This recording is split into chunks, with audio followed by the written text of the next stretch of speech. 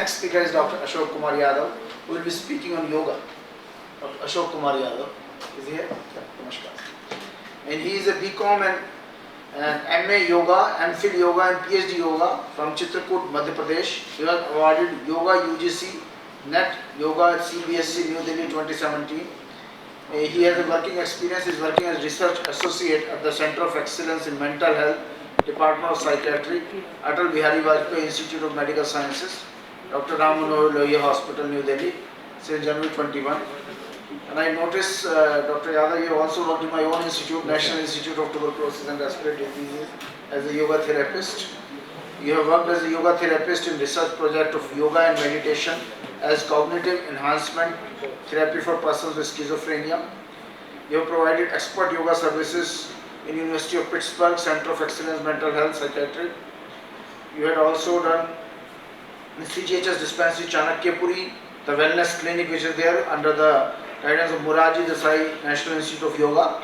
I mentioned that Morarji Desai Institute of Yoga has its branches. Some people are there posted in our institute, which is the National TB Institute, Modern Scientific Institute, also Vallabhbhai Patel Chess Institute, Ram Manohar Lohia Institute. So they are, what Dr. Tuli mentioned, that drugless kind of a thing in which yoga can be easily prescribed, but even when there is a Supreme Court injunction that probably a scientific system of medicine doctor cannot prescribe a Unani or an Ayurvedic medicine. But I can always encourage them to do yoga if that is a very safe, legally safe thing. Of course, we like to promote more integration. So we will be now pleased to hear Dr. Ashok Kumar Yadav. सबसे पहले मैं doctor सुसु sir को धन्यवाद देता हूँ कि उन्होंने मुझे आज के इस हॉलिस्टिक हेल्थ केयर जो कार्यक्रम है उसमें मुझे आमंत्रित करने का मौका दिया। और मैं अपने चेयरपर्सन डॉक्टर दीवान सर का भी धन्यवाद करता हूं कि उन्होंने मेरा संक्षिप्त परिचय दिया और मुझे डॉक्टर दीवान के संस्थान में सर के 4 साल काम करने का मौका मिला मुझे। और तब सर थोरेसिक सर्जन डिपार्टमेंट के सर हेड हुआ करते थे और आज सर डायरेक्टर हैं वहाँ के। तो हम लोग वहाँ पीओपी वार्ड हुआ करता था, तो वहाँ पर हम लोग पल्मोनरी में रिहैब के लिए जिन लोगों की सर्जरी हुआ करती थी उनके फेफड़ों को एक्सरसाइज के लिए फैलाने के लिए पीओपी में हमारी टीम 4 लोगों की टीम थी, तो हम लोग वहाँ पर कार्य करते। तो आज सर इस पर मेरे सामने ही है, तो काफ़ी वर्षों बाद मुलाकात हो रही है, तो बड़ा अच्छा लग रहा है। शुरू करते हैं हम। योग, जैसा कि आप सभी लोग परिचित हैं कि भारत जो है वो ऋषियों का देश है, मुनियों का देश है, संतों का देश है, बुद्धों का देश है, अरिहंतों का देश है। यहाँ पर ऐसे ऐसे रिसर्च साइंटिस्ट हुए। ऋषि शब्द का अर्थ ही है कि जो रिसर्च साइंटिस्ट है, माने जो ऋत की गवेषणा करता है, ऋषि। ऋत बोलते हैं कुदरत के कानून को, विधि के विधान को, नैसर्गिक के नियम को, यानी जो लॉ ऑफ नेचर की गवेषणा करता है उसको ऋषि कहते हैं। अब इसके अंदर जो गवेषणा है वो हमारी प्रकृति की भी हो सकती है, एनवायरनमेंट की जो है वो हो सकती है, हमारे शरीर की हो सकती है, हमारे मन की हो सकती है और हमारी आत्मा की हो सकती है। तो इसी परंपरा में योग का उद्गम हुआ। कब हुआ, कैसे हुआ, ये तो कह नहीं सकते, अभी इतिहास में थोड़ा सा हम बातचीत करेंगे। अब हम जान लेते हैं कि पहले तो योग का अर्थ क्या है। सामान्य अर्थ जो है योग का अर्थ है कि जुड़ना, जोड़ना, मिलाना, मिलना। तो अब किससे मिलना? किसी वस्तु से मिलना, किसी व्यक्ति से मिलना, किसी घटना से मिलना, किससे मिलना? तो जो हमारे शास्त्रों में ये कहा गया कि जो स्वास्थ्य हमारा, एक तो हिंदी और अंग्रेजी के शब्दों में थोड़ा फर्क होता है। जैसे हम कहें कि धर्म, तो धर्म का अंग्रेजी में भी धर्म ही है, उसका रिलीजन करेंगे तो वो बिल्कुल अलग है। जैसे हम लोग कहते हैं कि भारत एक धर्म निरपेक्ष देश है, तो मुझे बड़ा बहुत दुख भी होता है, बड़ा हास्यद भी होता है। धर्म निरपेक्ष, धर्म के निरपेक्ष तो कुछ होता ही नहीं है। जो भी कुछ होता है दुनिया में वो धर्म के सापेक्ष होता है। यानी जो हमारी मोरल, जो हमारी नैतिकता है, हमारी जो अच्छी चीज़ें हैं, हमारा जो यम है, नियम है, यानी जो भी वेल वर्स्ड जो कंट्रियाँ हुई हैं या मॉडेस्ट है, तो वो धर्म के सापेक्ष है। धर्म निरपेक्ष हम आज के समय में बोलें तो तालिबान को बोल सकते हैं। तो ये शब्द हमारे संविधान में भी आया, लेकिन उसको 1974 में उसको चेंज किया कि भाई ये पंथ निरपेक्ष राज्य है, ना कि धर्म निरपेक्ष राज्य है।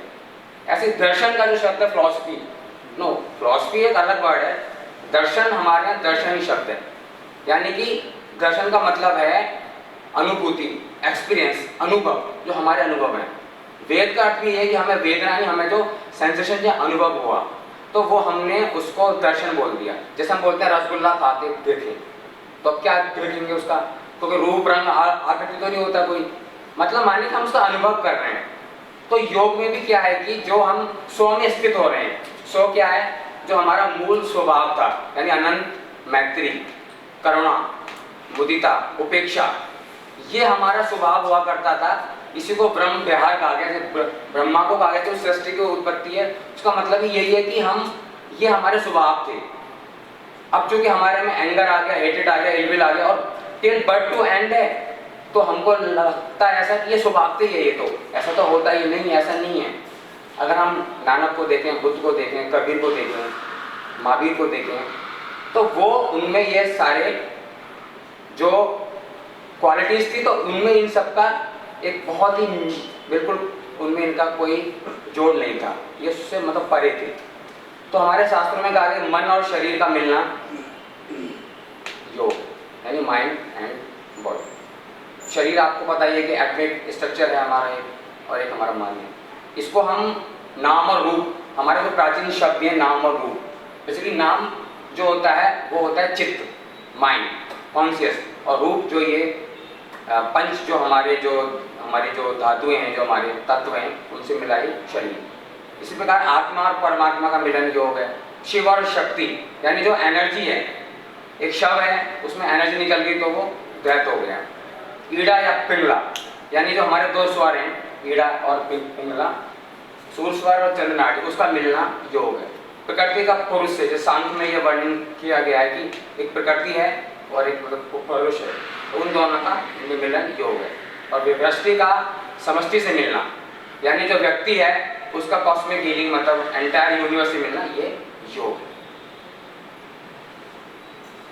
मैं अभी कुछ सोशल मीडिया पे मैं कम रहता हूँ, व्हाट्सएप भी यूज नहीं करता, तो मैं अभी देख रहा था कि कुछ, अच्छा मैं बोलता हूँ हिंदी को चुना, अभी माननीय प्रधानमंत्री जी का भी प्रोग्राम है, उसका भी कार्यक्रम है, और अभी हम अपने पूरे देश में सभी संस्थाओं में हिंदी पखवाड़ा मना रहे हैं। तो मुझे लगा कि अपनी संस्कृति, अपना देश, अपने लोग, अपनी विद्या, तो क्यों ना हिंदी में बात की जाए। तो योग में मैं अभी जो मैंने देखा कि कई, अभी मैं डाइवोर्स के बारे में देख रहा था, कई सेलिब्रिटी के जब होते हैं तो हमें ज़्यादा पता चलता है, तो अभी कुछ हुए हैं, तो मैंने फिर देखा कि ये तलाक जैसे शब्द एक अपनी भाषा है, तो उर्दू है, फारसी है, एक उसका शब्द है, अंग्रेजी का डाइवोर्स है। तो फिर मैंने खोजा कि भाई ये हिंदी में ये जो हमारी क्षेत्रीय मतलब जो भाषाएं हैं उनमें शब्द क्या है, विवाह तो है ना। मैंने काफी देखा, काफी पूछा, तो मुझे अपनी संस्कृति में डिवोर्स और तलाक का कोई शब्द ही नहीं है, क्योंकि हमारी परंपरा ही अलग थी जोड़ने की। हमारे यहाँ कन्फ्लिक्ट होते थे, मगर ऐसे नहीं है कि हम बिल्कुल सेपरेट हो जाएं। मैं कुछ योग की परिभाषाओं की बात करता हूँ आपसे। योगा से चित्तवृत्ति निरोध, महर्षि पतंजलि हुए हैं 4वीं शताब्दी के आसपास, भगवान बुद्ध के 300 वर्ष बाद ये पैदा हुए। इन्होंने एक योग सूत्र, पतंजलि सूत्र लिखा है इन्होंने, और ये पहला एक कोडिफाइड इन्होंने मतलब योग को किया, और बहुत ही कम शब्दों में। इनकी सबसे बड़ी जो विशेषता आप देखें कि कम शब्दों में इतना बड़ा ग्रंथ, जैसे हम लोग सूत्र लिखते हैं ना, उनको एलोबरेट करते हैं, वो इन्होंने लिखा। तो इन्होंने कहा कि योगा से चित्तवृत्ति निरोध, यानी चित्त की वृत्तियों का निरोध योग है। जैसे अभी मैंने शब्दों का बताया, भाषा बदल जाती है, शब्दों के अर्थ बदल जाते हैं। मैं ड्यू से पाली लैंग्वेज में मैंने पीजी किया, डिपार्टमेंट बुद्धिस्ट स्टडीज से। तो जब हम प्राचीन शब्दों को देखें तो निरोध का शब्द का आज की जितनी भी भारतीय जो हमारी लैंग्वेज है, भाषा है, उनमें आता है रोक देना, रोकना। तो हम समझते हैं चित्त की वृत्तियों को रोक देंगे, बट ऐसा नहीं होता। अगर हम चित्त की वृत्तियों को रोकते हैं तो सप्रेस करते हैं, वो एक तरह से स्लीपिंग वॉल्केनो है, फिर जाके उठेंगे। जब हमने 2500 वर्ष पहले 2000 वर्ष पहले की अगर भाषाओं का अध्ययन करें, प्राकृत, पाली या संस्कृत का, तो हिंदी तो मतलब बाद में आई, तो वहां था निरोध का मतलब था निरुद्ध, यानी जड़ से उखाड़ फेंकना, रूट कॉज से उखाड़ फेंक देना, वो चीजें आई ना। जैसे कि हमने दही से मट्ठा बना दिया, सब कुछ बिलोते दूध सब निकाल दिया, अब मट्ठा बन गया, अब वो वापस नहीं हो सकता, तो लास्ट फॉर्म है। तो आपका जो चित्त है वो प्योर कॉन्शियस हो गया, तो यानी वो कह रहे हैं चित्त की वृत्तियों का निरोध करना, ये योग की बात कर रहे हैं। अब जैसे गीता में हमारी दो बड़ी अच्छी, गीता सब लोग मतलब परिचित हैं और राष्ट्रीय और अंतर्राष्ट्रीय स्तर पर इसकी चर्चाएं होती हैं।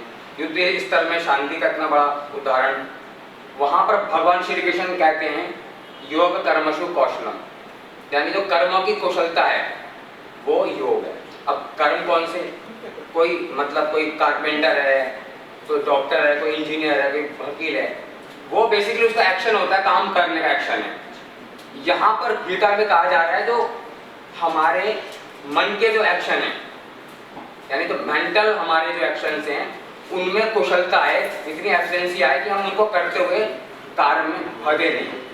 क्योंकि हम लोग सोचते हैं कि फिजिकल और वोकल ये एक्शन हमारे काफी प्रमुख लगते हैं हमारे को, जबकि जो मन है, माइंड इज सुप्रीम, उसका एक्शन काफी प्रमुख होता है और उसको हम सोचते हैं वो तो मन में ऐसे ही आ गया, नहीं, वो बहुत ज्यादा पावरफुल है, उसी की संतान है ये दो जो हैं। और एक तीसरी जो परिभाषा समत्वम योग उच्यते, मतलब समता में रहना, ये हमारे मतलब एक हमारा योग है, यानी समता माने कि समभाव, इक्वानिमिटी, यानी सुख दुख, लाभ हानि, यस अपयस, ये हमारे लोक धर्म है, ये 8 ये संसार में होते रहेंगे till birth to end, life जब तक होगी, उसमें कैसे हम बैलेंस रखें वो हमारे गीता में बताया गया समत्वम। और एक योग वशिष्ठ ने मना प्रशमनोपाय योग इति विद्यते, मतलब मन को प्रसन्न करने का उपाय योग है। ये कुछ परिभाषाएं हैं।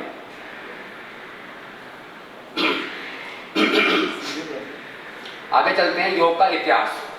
जैसे कि मैंने प्रारंभ में बताया कि योग का इतिहास का इतना काफी लंबा है, मानव सभ्यता जब से शुरू हुई है तब से ये चला आ रहा है, लेकिन हम भगवान शिव को आदि योगी, यानी उनको हम पहला योगी मानते हैं कि उन्होंने योग की उत्पत्ति की, योग के बारे में बताया। फिर हम कुछ अपने वेद और उपनिषद हैं जो हमारे, उनमें जो हम देखते हैं वहाँ हमें कुछ कुछ योग का वर्णन नहीं मिलता है। योग का वर्णन वेद और उपनिषद बहुत ज़्यादा नहीं है, लेकिन उसमें वर्णन है। उसके बाद योग वशिष्ठ और गीता में तो खैर योग को पूरा समाया हुआ है। उसके बाद जो हमारे भारतीय दर्शन है, जो 9 दर्शन हैं और उसमें 6 हमने उसको आस्तिक और नास्तिक, हालांकि मैं उससे चर्चा में नहीं पढ़ना चाह रहा, हालांकि 9 के 9 हमारे भारतीय दर्शन हैं, लेकिन उसमें कुछ क्लासिफिकेशन कर दिया उन्होंने, तो वो एक आस्तिक और नास्तिक हो गया। उसके बाद जो हठ योग के हमारे कुछ ग्रंथ हैं, पहले तो हठ योग का मतलब जैसे हम अलग समझते हैं, हठ माने हठ यानी बलपूर्वक करना, इसका अर्थ ये बिल्कुल नहीं है। हठ योग ये हमारा 12वीं 13वीं 14वीं शताब्दी के आसपास जो नाग परंपरा के जो योगी हुए हैं, यानी ह जो हमारा चंद्र स्वर और सूर्य स्वर और ठ चंद्र स्वर, इन दोनों का जो कॉम्बिनेशन है, जो मिलन है सुषुम्ना नाड़ी, वो ही हमारा हठ योग है। और जो आसन जो हम लोग जो एक आज की फॉर्म जो देखते हैं योग में सबसे ज़्यादा, वो जो हठ योग से हमारा लिया गया है।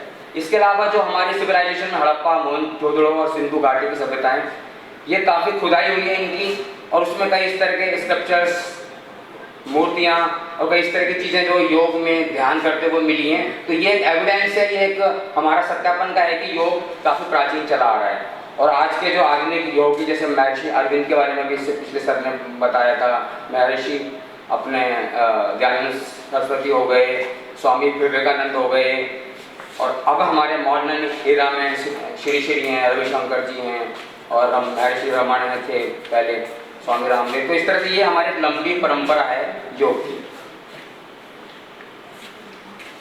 अब हम चलते हैं जो इसका चिकित्सीय सिद्धांत है, थेरेपिटिकल एस्पेक्ट जो है योग का, उसके कई एस्पेक्ट हैं, लेकिन इसमें तो मेन हमारा है वो तैत्तिरीय उपनिषद में। तैत्तिरीय उपनिषद में हमारा पंचकोश की एक अवधारणा है, और ये जो पंचकोश की अवधारणा है, 5 कोश हैं, ये 5 सीड है हमारी जो, इसमें अन्नमय कोश पहला, दूसरा प्राणमय कोश, तीसरा मनोमय कोश, चौथा विज्ञानमय कोश, और अंतिम और 5वां आनंदमय कोश। अब जो पहला हमारा जो अन्नमय कोश है, ये हमारा शारीरिक स्तर पर कार्य करता है। हमारा जो हमारा शरीर है, जो हमें दिख रहा है, जो शरीर, जो हमारी काया है, ये अन्नमय कोश है हमारा। इसमें हमारी सब धातुएं हैं, और जैसे आयुर्वेद के संग तो वातपित्त का भी हमारा जो फॉर्मेशन जो बना हुआ है, तो ये सारा का सारा अन्नमय कोश है। अब योग से इसका जो संबंध है, वो इसकी शुद्धि के लिए हमारे पास षटकर्म का विधान है योग में। जैसे आयुर्वेद में पंचकर्म है, तो योग में षटकर्म है। उसके अंदर हमारे 6 कर्म है, यानी हमें क्लीनिंग के लिए 6 कर्म है। इसमें नैति, धौती, बस्ती, त्राटक, नौली और कपालभाति, ये 6 हमारे कर्म है। नैति यानी जो नाक से करने वाली क्रियाएं, जैसे जल नैति हो गया, सूत नैति, घृत नैति, दुग्ध नैति, ये नाक से करते हैं। इसके अलग अलग विधियां हैं, वो एक लंबा विषय है।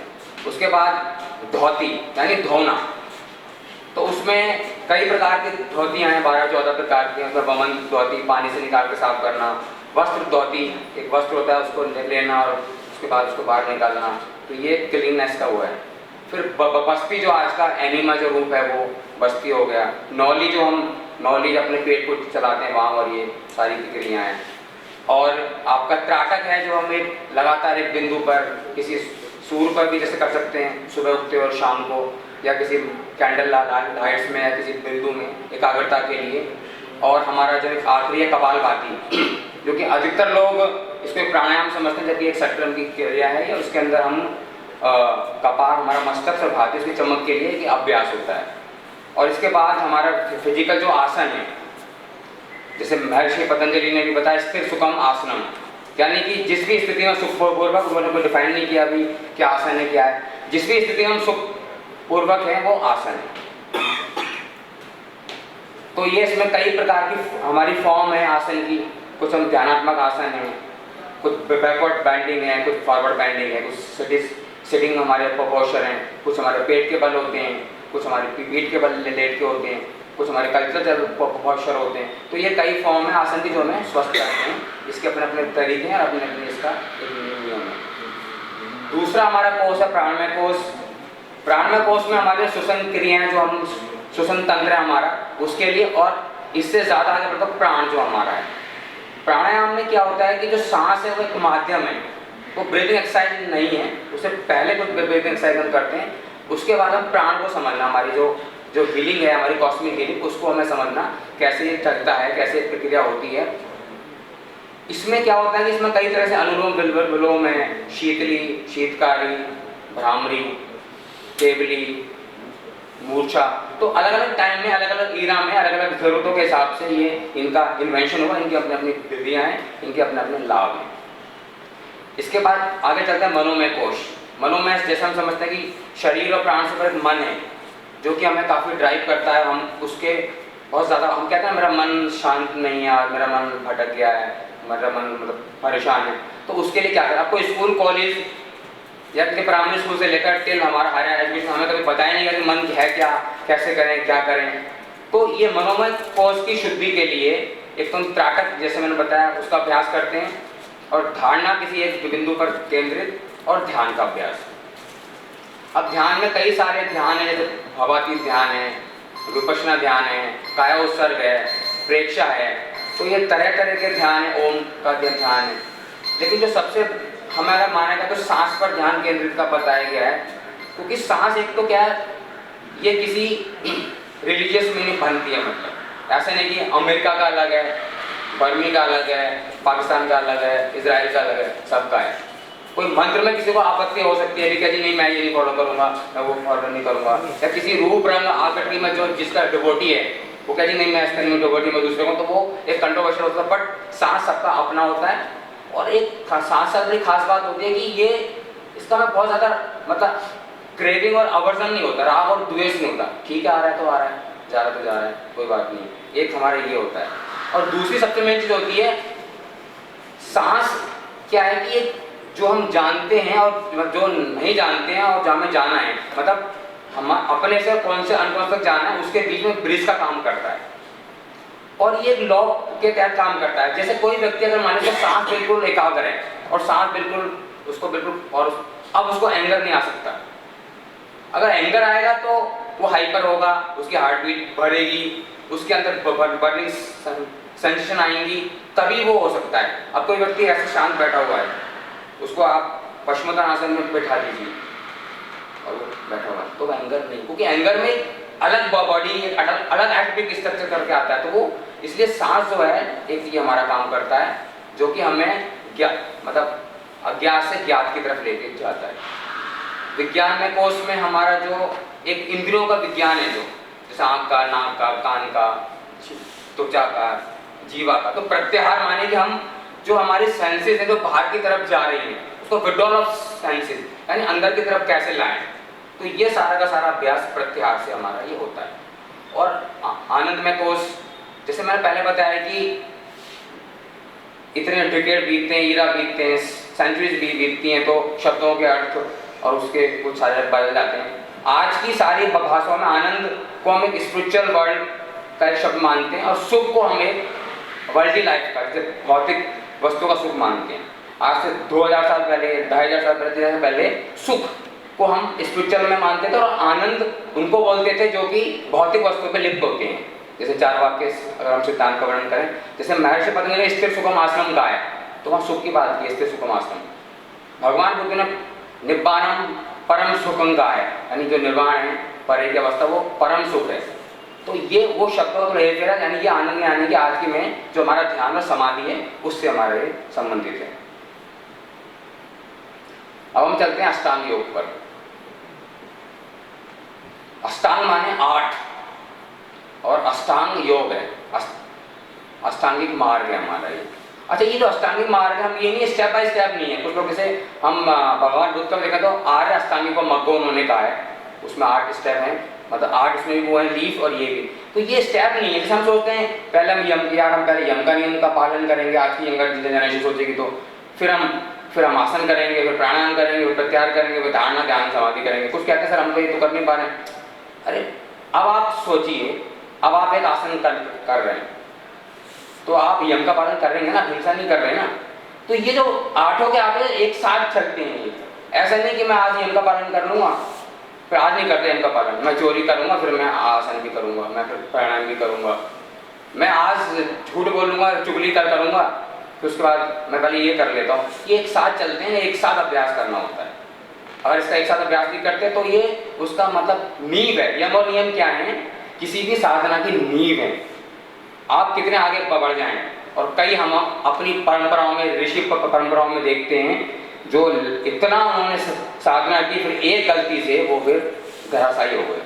यानी वो अंतिम सत्य तक तो नहीं पहुंचे थे, लेकिन वो बीच के रास्ते में थे, तपस्या बहुत की, लेकिन कहीं ना कहीं उनका यम नियम या हम कहें उनका शील भंग हो गया और वो साधना वहीं की वहीं प्लाट हो गई। तो यम नियम इसमें अहिंसा, सत्य, अस्तेय, ब्रह्मचर्य और अपरिग्रह ये हैं, और नियम में हमारा शौच, तप, स्वाध्याय, ईश्वर प्राणिधान, तप, ये सारी चीज़ें। और यम और नियम कैसे, अगर हम इनका पालन करें तो स्वास्थ्य की तो हम बात अभी आएंगे बाद में, इसके पालन से ही सारे देश के थाने बंद हो जाएं। अब लगता तो हाइपोथेटिकल है भी, ऐसे कैसे हो जाएगा, लेकिन अगर सोचें सब पालन ही कर रहे हों, ऐसा हो भी सकता है। अब जब दुनिया में सब चीज़ संभव है तो ये सारा अरबों खरबों का जो है वो बंद है। कई मैं एक दो एग्जाम्पल देता हूँ, कई कंट्री में जहाँ पर वहाँ के पूरे शहर के शहर एक पद्धति, ध्यान पद्धति उसका अभ्यास कर रहे हैं, तो वहाँ पर वहाँ के जो थाने का, वहाँ के जो लोकल इंचार्ज पूछा गया तो वहाँ पर पता चला कि पिछले 1 साल से एक भी कोई कंप्लेंट आई नहीं है थाने में किसी भी चीज़ की। तो ये ऐसा मतलब हम कर सकते हैं। जैसे मैं कभी बोलता हूँ अस्पतालों का कि भाई नंबर अस्पताल बढ़ा रहे हैं, तो हम लग रहे हैं कि बढ़ना ही, जिस दिन देश में एक अस्पताल कम होगा उस दिन स्वास्थ्य पर बढ़ना शुरू होंगे। तो बढ़ाते जाएंगे, वो तो एक बिना पैंदी का लोटा बढ़ता चला जाएगा वो। ठीक है, इंफ्रास्ट्रक्चर को रखना पड़ता है। उसके बाद आसन, जैसे मैंने बताया कि तरह तरह के आसन, प्राणायाम, प्रत्याहार और धारणा ध्यान समाधि, तो ये हमारा अष्टांग योग है। तो इसका अभ्यास हम करें, जिसका ज़्यादा फोकस हम आसनों पर कर रहे हैं आजकल के समय में, तो हम बाकी चीज़ों पर ध्यान दें। क्यों? क्योंकि हम क्या करते हैं, हम इस शरीर को भौतिक आहार देते हैं दिन में 2 या 3 बार, लेकिन चैसिक आहार यानी मन का आहार ही नहीं दे रहे इसको। 1 दिन हो गया, 2 दिन हो गया, 10 दिन हो गया, 15 दिन। मैं एक बार मेरे गुरु जी ने मैंने सीखा था योग यहीं दिल्ली में, तो मैं कभी ध्यान के लिए सेल्फ सर्वे लगा लिया करता था। तो हमने कहा उनका एक घर था, तो वो काफ़ी दिन से बंद था, तो मैंने कहा मैं इसमें रहूँगा 3 दिन के लिए, मेरे मित्र मुझे वहाँ छोड़ गए और वो वहीं दरवाजे पर खाना रख के चले जाया करते थे, मैं अपना खाता था। तो जब मैं वहाँ पर पहुँचा तो उसमें मैट्रेस सेल्फ भी बना हुआ था, तो काफ़ी गंदा था वो, और मुझे साफ़ करने में 2-3 घंटे लग गए, मैं बिल्कुल मट्टी में हो गया। तो मैंने सोचा कि ये महीने 2 महीने का बंद घर, इसकी हालत ये है, और हमारे मन का तो पता नहीं कब से सफाई उसका क्या हो रहा होगा। तो हम क्या करते हैं, मानसिक आहार नहीं देते हैं उसको।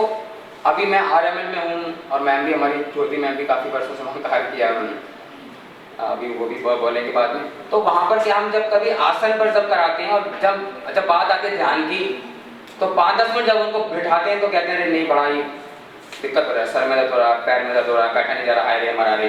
तो मैं कहता हूँ कि सिनेमा हॉल में तो 3-3 घंटे बैठे रहते हैं आप, टीवी भी देखते हैं, एक सीन आ रहा होता है, वॉशरूम जाना तब भी नहीं हिलते, तब क्या होता है।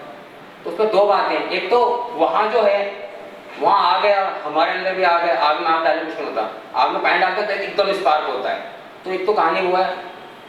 दूसरी, 10 मिनट ही क्यों बैठा, मैं तो 1 घंटा चाहिए मिनिमम, कहाँ से निकालें, अरे इतना समय है टीवी में, यहाँ वहाँ बातों में, तो उससे निकालेंगे। तो मैंने उसे बोला आप दिन में 8 रोटी अगर खाते हैं, अगर आपको आधी रोटी दे दें तो फिर क्या होगा, न्यूट्रिएंट्स भी मिलेंगे आपको और धीरे धीरे निकलेंगे। यही हाल हमारे मन का है, दुर्बल मन हो गया है, यहाँ वो भागता रहता है, समझ नहीं पा रहे हैं। तो ये हम जो अष्टांग योग है, इसमें हम शरीर के लिए, मन के, और इसमें हमारा आहार, निंदा, ब्रह्मचर्य जो आयुर्वेद का है, यानी जो हमारा खाना और हमारा जो निंद्रा यानी सोना, और सोना भी ये नहीं है कि रात में 2 बजे का सोना, 3 बजे का सोना, जब हार्मोन चेंज होने वाले, उठने वाले, तब फिर दोबारा सो रहे हो, ये कल्चर ऐसे बन गई है। सोना माने जो पक्षी, बाकी लोग तो प्राकृतिक रूप से, ह्यूमन बीइंग के अलावा सारे लोग प्राकृतिक रूप से शाम को अपना सो जाते हैं। हम ही लोग हैं जो अब इसको नहीं कर पा रहे हैं। और ब्रह्मचर्य का पालन ये होता है कि एक गृहस्थ में आएंगे, वो एक अलग है, ब्रह्म माने भ्रम के आचरण सुनते हैं, मैत्री करुणा मुदिता उपेक्षा। लोग कहते हैं अरे ब्रह्मचर्य, अब हम शादी, अरे भाई वो नहीं है, शादी करने के बाद भी आप लवनेस यानी मैत्री, करुणा, मुदिता, उपेक्षा भाव रख सकते हैं ना, इसमें कौन मना कर रहा है। गृहस्थ और सन्यासी में बस 2 ही फर्क होते हैं, उनकी शादी नहीं होती, उन्हें कमाना नहीं होता, सारा दिन को पूरे लोग टाइम होता है। हम लोग कमाना होता है 8-9-10 घंटे, बट उसमें 1-1 घंटा तो निकाल सकते हैं, नींद से निकाल सकते हैं हम। तो ये अष्टांग योग है जो हमारे योग में है।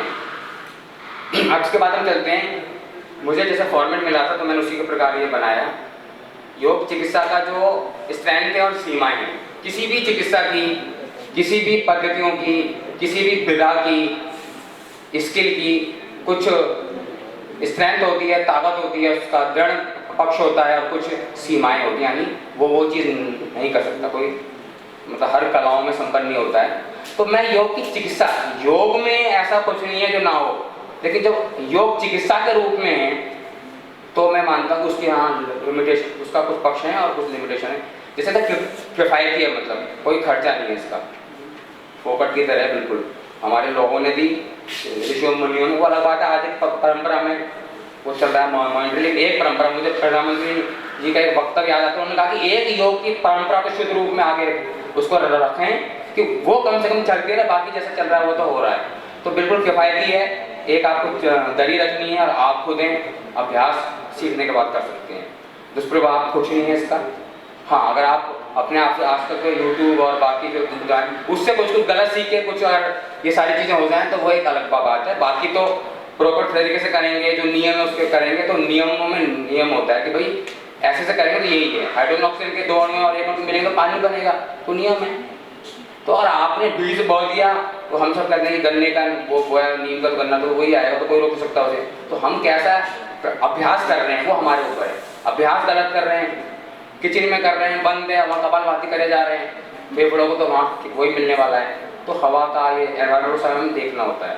उसके बाद संपूर्ण स्वास्थ्य है, WHO का जैसे जो उन्होंने हॉलिस्टिक में कहा है, तो यानी संपूर्ण माने शारीरिक, मानसिक, बौद्धिक, बुद्धि से भी, सामाजिक भी। कोई व्यक्ति कितना भी स्वस्थ हो, बिल्कुल हैंडसम दिखता हो, सब कुछ हो, उसका मेंटल वो भी ठीक हो, बुद्धि भी इंटेलेक्चुअल हो, PhD होगा, चलो बात हो गई जी, लेकिन समाज में वो उपद्रव करता है, इसको मार रहा है, उसको पीट रहा है, उससे गलत कर रहा है, तो यानी कि वो स्वस्थ नहीं है।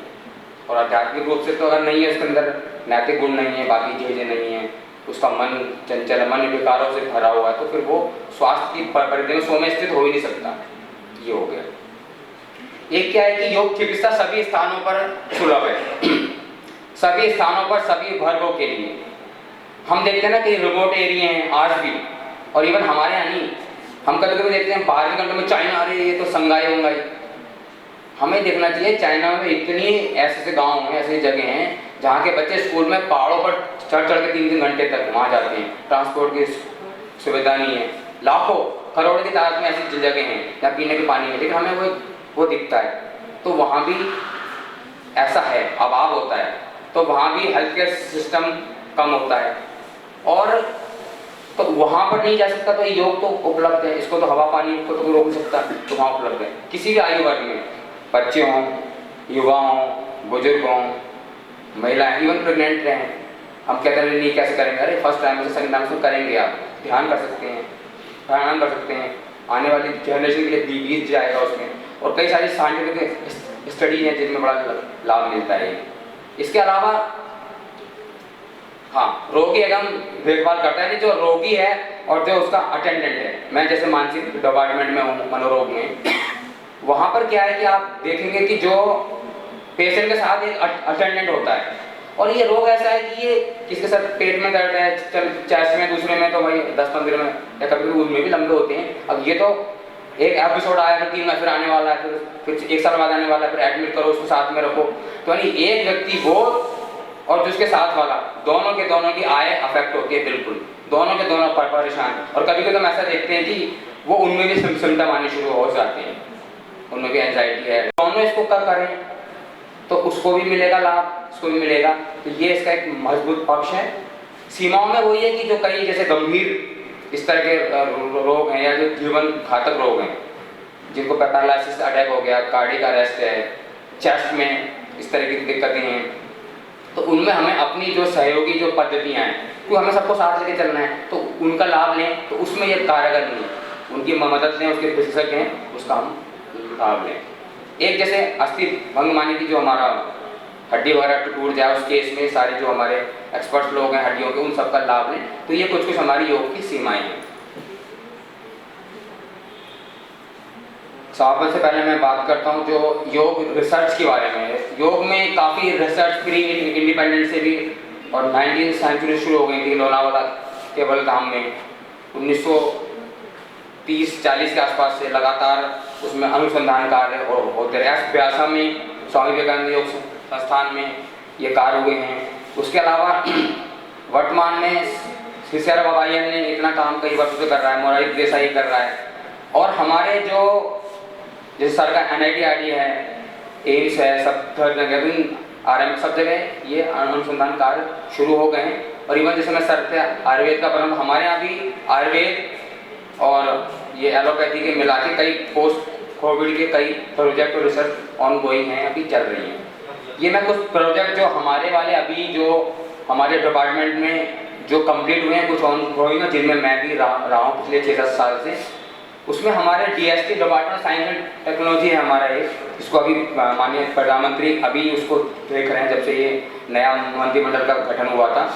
उसमें एक सत्यम नाम से इन्होंने एक बनाया था कि 2015 में, इसकी जो फुल फॉर्म है साइंस एंड टेक्नोलॉजी योग एंड मेडिटेशन। हालांकि मैं थोड़ा सहमत भी था कि योग के अंदर ही ध्यान आता है तो अलग से क्यों, पर ठीक है बना के कोई नहीं। तो इसके अंदर हमने 2015 में ये प्रोजेक्ट लिया था और इसको कंप्लीट करा था, मैं भी इस रिसर्च में शामिल था। Yoga and meditation as cognitive enhancement therapy for person with schizophrenia randomized control trial, ये हुआ था। डॉक्टर स्मिता देशपांडे जो उस टाइम की डिपार्टमेंट हेड थी, और scientist D doctor Tripush Bhatia and doctor RP Beniwal, ये भी सीनियर प्रोफेसर है वहाँ पर, इनकी देखरेख में ये हुआ था। और इसमें सिजोफ्रेनिया के पेशेंट पर रैंडमाइज्ड कंट्रोल ट्रायल हुआ था, और इसमें 2 ग्रुप हमने रखे थे, PT का ग्रुप रखा था, एक योग का ग्रुप रखा था। और उनका हमने फेशियल मेमोरी, अटेंशन और उनके जो बाकी जो कॉग्निशन की जो सारी चीज़ें हैं उसके लिए न्यूरो कॉग्निटिव बैटरी थी हमारे पास, एक यूनिवर्सिटी पेंसिल्वेनिया की, वो हमने यूज़ की थी। निमैंस की भी बैटरी थी, वो यूज़ की थी। CNP और डिक्स वगैरह से इनका डायग्नोज वगैरह होता था, तो प्रॉपर जो DSM उस टाइम 4 था, 5 आ गया है, और ICD-10 वगैरह। तो ये सारा करने के बाद फिर हमने प्रॉपर 3 वीक्स का इनको इंटरवेंशन दिया। और फिजियोथेरेपी के हम बड़ा ही कुछ तो बड़े पैरालाइड इस तरह के होते हैं जिनको बड़ा उनको ध्यान कराना, उनको बैठाना बड़ा मुश्किल होता है, अचानक उठ के चले जाते हैं, अचानक उनको हालुसिनेशन है, इल्यूजन है, इस तरह के इल्यूजन वगैरह सब चीज़ें होती रहती हैं। तो ये हमारी एक स्टडी हुई थी। एक अभी हमारा कोविड पर हमारा अभी लास्ट ईयर जब लॉकडाउन लगा हमारा, तो तब एक अर्जेंट कॉल DST से आया था कि भाई ये कोविड के लिए एक बनाना है योग के ऊपर। तो अभी इसमें पायलट प्रोजेक्ट चल रहा है। ये हमने RML के हेल्थ केयर वर्कर जो हैं, जिसके अंदर फैकल्टी है, SR हैं, JR हैं, नर्सेज हैं, टेक्नीशियन हैं, उनका जो पैंडेमिक के टाइम में एंजाइटी, स्ट्रेस और डिप्रेशन लेवल आया, उसका एक जनरल हेल्थ क्वेश्चनर है, और आपका HMD है, और पिट्सबर्ग स्लीप क्वालिटी, ये सारी चीज़ें लोगों में आ रही हैं, ये सब अफेक्ट हुए हैं। तो उस पर ये अभी ये ऑनगोइंग प्रोजेक्ट चल रहा है ये। और इसी में हमारा एक जो पेशेंट है जो ये लंग्स फंक्शन पर जो है डॉक्टर शाश्वती दास जिसको कर रहे हैं बायो केमिस्ट्री में, और ये भी अभी ये बेसिकली पोस्ट कोविड जिनको कोविड हो गया है उनके लंग्स फंक्शन के लिए इसमें AFT वगैरह और बाकी वो पूरी जांचें वगैरह उनकी रिपोर्ट वगैरह ये चल हो रहा है। इसके अलावा हमारे यहाँ RML में CCRYN काफ़ी पिछले विगत 15 सालों से, 15 से भी ज़्यादा, करीब 17-18 सालों से क्वालिफिकेशन में प्रोजेक्ट्स और ये रिसर्च करता आ रहा है। इसमें हमारा एक सिजोफ्रेनिया, बाइपोलर और डिप्रेशन पर, और जो कार्डिक जो एक दो ग्रुप लेके ये हमारा कॉग्निशन पर, इसमें सोशल बर्डन का ये सारा, क्योंकि सोशल कॉग्निशन भी लोगों का चला जाता है, सोशल इंटरेक्शन चला जाता है। इस तरह के पेशेंट है भी कई 1 महीने से नहा नहीं रहे हैं, इंटरेक्ट नहीं कर रहे हैं, तो ये सारी चीज़ें उनमें आती हैं। उनके लिए हमने एक योग का एक पूरा, ये भी हमारी डॉक्टर स्मिता देशपांडे मैडम और डॉक्टर SN पांडे जो कि फॉर्मर रिसर्च ऑफिसर रहे हैं CCRYN के, उनके अंडर में ये हुआ था। अभी एक वास्कुलर डिमेंशिया का डॉक्टर मीना चंद्रा, ये काफ़ी पहले से चल रहा था, अभी ये ऑनगोइंग शुरू हो गया है। इसमें डॉक्टर जो डायरेक्टर हैं हमारे राघवेंद्र सर जो हैं, राव सर जो CCRYN के वो, और डॉक्टर मीना चंद्रा जो सीनियर साइकियाट्रिस्ट हैं हमारे यहाँ पर प्रोफेसर हैं डिपार्टमेंट में, उनके अंडर ये चल रहा है। इसका इंटरवेंशन शुरू हो चुका है। और इसी में हमारे क्वालिटी ऑफ लाइफ में जो क्रॉनिक टेंशन हेडेक है हमारा, ये हमारा न्यूरो डिपार्टमेंट न्यूरोलॉजी के डॉक्टर KS आनंद पहले फॉर्मर हेड रह चुके हैं, वो, और डॉक्टर राव जो CCRYN के हेड हैं। और हमारी जो टीम है जो मतलब थेरेपिस्ट और जो रिसर्च, जैसे I am working as a research state, तो हम सब इसको डील कर रहे हैं इनको। तो जो इंटरवेंशन का पार्ट है वो हम लोग इसको डील करते हैं। लास्ट कुछ RML में US बेस्ड भी स्टडी हुई हैं। इसमें एक सिजोफ्रेनिया के ऊपर हुई थी, कॉग्निशन पर भी ये हुई थी। इसमें हमने क्या किया था, 3 ग्रुप इसमें हमने बनाए थे। मेडिटेशन का भी एक शामिल था, और एक हमने TO ग्रुप रखा था जिसके अंदर हमने उनको कुछ नहीं कराया, एक को खाली आसन प्राणायाम कराया था। तो इसका पूरा इंटरवेंशन हुआ। इसके अंदर आपका ये नेशनल जो इंस्टीट्यूट ऑफ हेल्थ है USA का, उससे फंडेड था, और वहाँ पर डॉक्टर VL निमगांवकर वहाँ से हेड करते थे, यहाँ से जो हमारे डॉक्टर देशपांडे मैम की टीम और डॉक्टर भाटिया, तो ये हमारा पूरा एक चला। इसके अलावा एक माइंडफुलनेस पर हमारा एक, ये भी हमारा मेंटल इलनेस पर है, ये कंप्लीट हो गया। इसमें भी डॉक्टर भाटिया और डॉक्टर शिश्री और डॉक्टर प्रेरणा, डॉक्टर इसमें डॉक्टर प्रज्ञा शर्मा वगैरह, ये भी हमारा यूनिवर्सिटी ऑफ पिट्सबर्ग से हमारा फंडेड था। ये ऑलमोस्ट कंप्लीट हो गया। इनके अभी रिसर्च के पेपर वगैरह छपने पब्लिश हो ही रहे हैं, मतलब लास्ट स्टेज पर हैं। एक अभी ये लास्ट जो है ये veteran with severe mental illness का जो ये चल रहा है US का, ये लास्ट ईयर ड्यूरिंग पैंडेमिक शुरू हुआ था। अभी थोड़ा इसमें अभी ये बिल्कुल कंप्लीट हो गया है। ये वहाँ पर बुजुर्गों पर हुआ है, और इसके अंदर ये भी हमें यूनिवर्सिटी पिट्सबर्ग से है हमारा। इसमें डॉक्टर निमगांवकर हैं, देशपांडे मैम हैं, जॉल बोर्ड हैं, और बाकी जो टीम। इसमें मैंने इसका जो मॉड्यूल बनाया था, मतलब वहाँ पे जो योग एक्सपर्ट मैंने मिलकर, तो मैं एज अ कंसल्टेंट इसको अभी डील कर रहा हूँ। अभी शुरू हुआ है, मतलब इसको 1 मंथ हुआ है अभी। तो ये इस तरह के कुछ जो अनुसंधान है जो हमारे RML अस्पताल में ये हम लोगों ने किए हैं।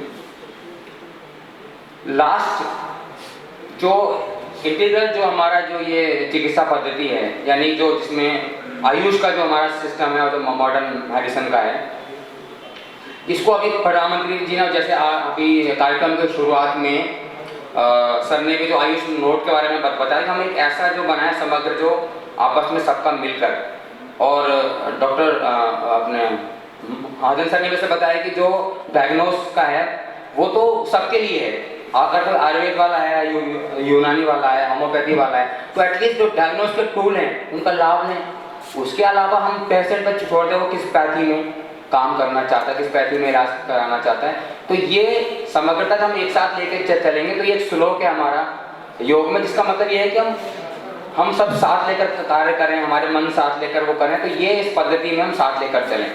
और मैं तो यहाँ तक बोलता हूँ कि जो अस्पताल बने हमारे देश में, जब से एम्स बना उसके बाद बने, तो उनका कोई नामकरण ऐसे नहीं था कि वो एलोपैथिक अस्पताल है, वो अस्पताल बनाए गए हैं चिकित्सा के। लेकिन चूंकि दुनिया में अगर सिस्टम था कि भाई एलोपैथिक है, मॉडर्न मेडिसिन है, तो वही रहा, बाकी सब बहुत कम है। जैसे होता है ना, हम किसी जगह जाते हैं, किसी यूनिवर्सिटी में जाते हैं, किसी बड़े कॉलेज में जाते हैं, बड़े सभागार में जाते हैं, या किसी महल में जाते हैं, तो वहाँ गेस्ट हाउस होता है। तो अभी क्या है कि ये उसी गेस्ट हाउस की तरह हम लोगों को एक कमरा आयुर्वेद का, एक कमरा होम्योपैथी का, एक कमरा यूनानी सिद्ध है, लेकिन ये मतलब प्रयास हो रहा है कि इसको समग्र रूप में, उसके लिए फंड भी, और जैसे हमारी शिक्षा में भी आ रहा है कि डिपार्टमेंट ऑफ योग सेंट्रल यूनिवर्सिटीज़ में इसको मतलब ग्रांटेड हो गया, तरह तरह की यूनिवर्सिटियाँ इसमें कोर्सेज वगैरह शुरू कर रही हैं। तो ये सारा का सारा उससे क्या होगा कि हमारी कॉस्ट जो है ना बहुत ज़्यादा मतलब बर्डन जो होता है। और मैं एक चीज़ लास्ट टाइम बताऊँगा कि इस ड्यूरिंग पैंडेमिक में गूगल पर सबसे ज़्यादा ट्रेंड जो हो रहा था, मतलब वो योग और ध्यान सबसे ज़्यादा लोग ढूंढ रहे हैं, क्योंकि अभी कुछ और तो नहीं है, मतलब वो कैसे करें कैसे करें, कैसे अपने आप को बाहर निकलें। तो ये है कि समग्रता हम होकर इस पर कार्य करेंगे तो ज़रूर लोगों को अपने अपने रोग से मुक्ति मिल जाएगी। और जैसा कि अभी पूर्ववर्ती जो हमारे वक्ताओं ने बताया कि ये हमारी जो है ना एक तरह से बेस है हमारा, ये जो हमारी धारणा है, मतलब जो प्राचीन काल से अब तक चली आ रही है, अब तक इसे नरिशमेंट हम लोग करते आ रहे हैं, हम और आप, कि सर्वे, और बड़ा अधिक हम लोग कहते हैं कि मेरा भला मेरा भला, हम कहेंगे सबका भला, तो सब में मैं भी तो शामिल हूँ ना, मैं कहाँ से जाऊँगा। और जब हम सोसाइटी में जैसे कहते हैं दुखी करते हैं, तो हम वह नहीं, हम भी तो उसमें रहते हैं, हम भी उस आग में वो होते हैं, बांध होते हैं, तो हम क्यों हों बने। तो ये सर्वे पाबंद सुखीना सर्वे संतु वाली जो हमारी अवधारणा है, और ये हमारी नहीं, ये तो मतलब नियम है कि दुख देने दुख मिलता है, सुख मिलता है, ये तो नियम है भाई। हमारे अंदर जो बर्निंग सेंसेशन आएंगे तो वो तो बर्न ही करने वाली है, उसे कोई नहीं बच सकता।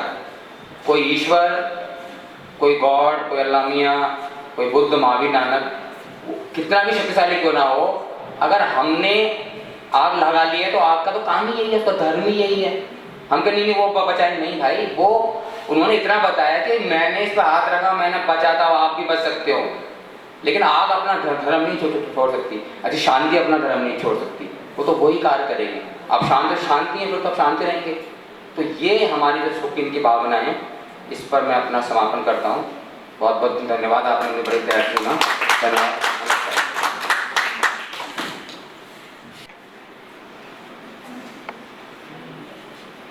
Thank you.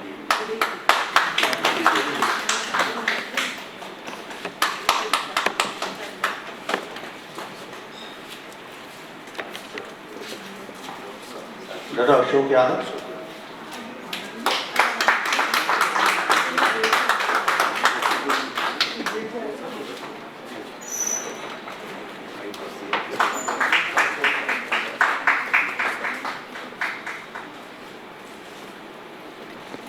Doctor Ravindra Diwan.